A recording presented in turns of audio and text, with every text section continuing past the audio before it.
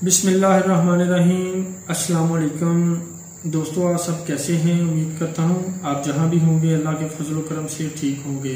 मेरा नाम अब्दुल मजीद और मेरा ताल्लुक़ लाहौर से है।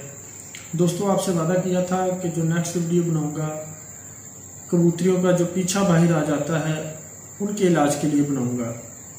दोस्तों, ये ज़्यादातर मसला गर्मियों में पेश आता है। मुतासरा कबूतरी बहुत कम दाना खाती है, सुस्त रहती है।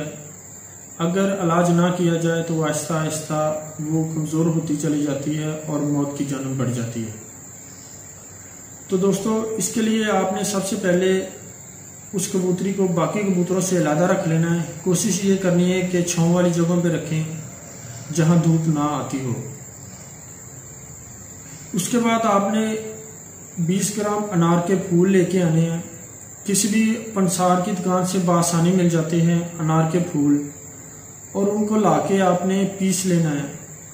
किसी कुंडी में पीस लें या खरल में पीस लें, बिल्कुल बारीक पीस लेना है। तो वो एक रुई लेनी है, थोड़ी सी रुई के साथ अनार के फूलों का जो पाउडर है उनको चिपका के मुतासरा जगह पे आपने लगाना है। ये अमल आपने सुबह शाम करना है और इंशाल्लाह आपकी कबूतरी 1 या 2 दिन में बिल्कुल ठीक हो जाएगी। दोस्तों, ये एक जादू है, मैंने बहुत दफ़ा आजमाया हुआ है। बाज़ औक़ात कबूतरी 1 दिन में ही ठीक हो जाती है। तो दोस्तों, ये आप ज़रूर ट्राई करें। इंशाल्लाह अल्लाह के हुक्म से कबूतरी बहुत जल्द इस बीमारी से जो है ना छुटकारा हासिल कर लेती हैं।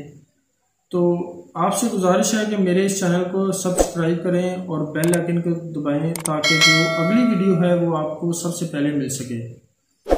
तो इंशाल्लाह मैं जो अगली वीडियो बना रहा हूँ वो कबूतर के कुंदे की बना रहा हूँ। अक्सर आपने देखा होगा कि जो पहली परवाज़ें होती हैं उनमें कबूतरों का पर रुक जाता है, कुंदा लग जाता है, उसके लिए बना रहा हूँ और वो भी मेरा आज़मूदा नुस्खा है।